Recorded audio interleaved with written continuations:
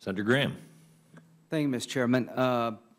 Conceptually, do you think it should be the Congress's goal eventually, not in the 16 budget, but eventually to come up with a solvency plan for Social Security, the disability, the retirement fund for 75 years? Would that be a good thing for America? Absolutely. Okay. Now, as we try to accomplish that goal, I just want to make sure that I understand what we can't do.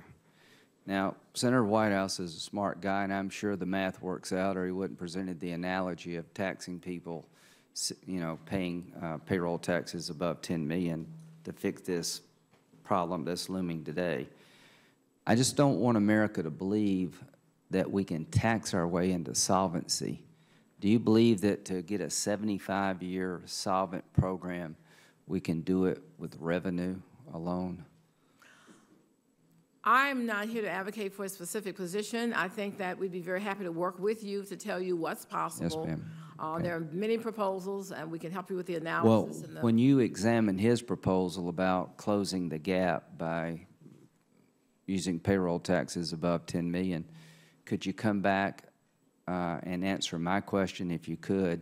What kind of revenue would you have to generate? What would the tax rates be to make Social Security solvent for 75 years with revenue alone? I'm sure our actuary can provide that. Okay, I appreciate that very much. Mr. Chairman, may I get a copy of that as well? Absolutely. We can make that both. We're going to not sneak up on you at all. And that's what our actuaries do. If you have a proposal, the actuary will cost it out for you. Okay. We will let you know what the impact will be for the American public. Absolutely. Now, let's talk about why we keep having to do this. In 1956, when the Disability Fund was created, how many workers were there for every retiree in the program?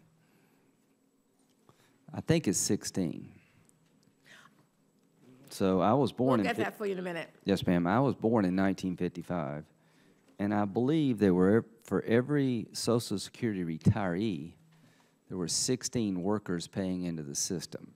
Check that out. I don't have it before me, but I know my staff yes, has it. ma'am. It's in Check our that trustee out. report. Thank you. Check that out. And today, I believe there are 3 workers for every Social Security retiree. Today, that's correct. Okay. In 20 years, there's supposed to be 2. Does that make sense? Probably, as we look at the birth rate in the country. Right. We're living longer. Life expectancy is at an all-time high. That's good news. Agreed? Yes. We're having fewer workers born.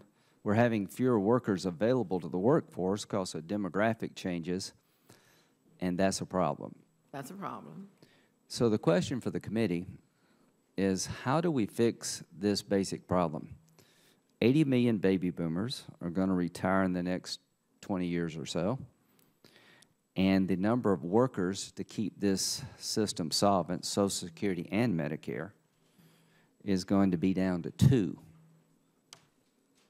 How do 2 people pay for these programs without it putting us on the road to becoming Greece? Can you solve that problem through revenue alone? I would say no. Would the proposal the President is talking about for long-term solvency include means testing? I don't know what the President's long-term solution will include. Well, you just told the senator from Georgia you had a proposal. No, I did not. I said that the reallocation proposal, which is in the budget, I did not speak. But I thought you said you had some concepts. Or oh, I talked about the concepts, the principles, that any reform... Principles, I'm sorry, is my bad, yes. not proposal, yes. Principles. Is one of those principles means testing? No, it is not. Is one of those principles age adjustment for retirement? No. One of those principles, CPI adjustment. Would you like me to tell you what the 6 principles are? Yes, ma'am. You've told me what they're not, so tell me what they are. All right. The first one is that any reform should strengthen Social Security for the future and restore long-term That's not solvency. a principle. That's just a statement. Okay. Number 2. The second, the administration will oppose any measures that privatize or weaken the Social Security That's not a system. principle as much as it is what you won't do. Okay? Third, while all measures to strengthen solvency should be on the table, the administration will not accept an approach that slashes benefits for future generations. Well, let's drill. So you just told me means testing is not on the table. Is that consistent with that statement? I can only give you the statements that I have, Okay. sir. I'm sorry. Keep going. Current beneficiaries should not see their basic benefits reduced.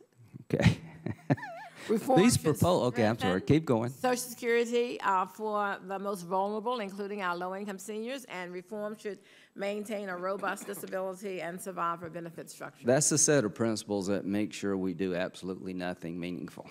So I just want to say, if that's the president's plan, we'll never get there. That is not my plan. I'm willing to stretch myself and my party. I'm willing to do revenue to get us to entitlement reform. I'm very happy to talk about the president's plan that's in his budget for reallocation. Yes, ma'am, I know you are, and that plan has been used in the past, and I don't know how we'll fix this problem, but we will.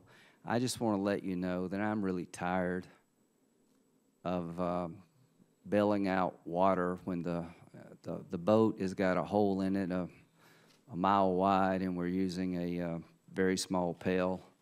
And somebody, someday, somehow, up here is going to have to do the hard things. And I just want to put myself on the record, is be willing to do hard things as long as they work.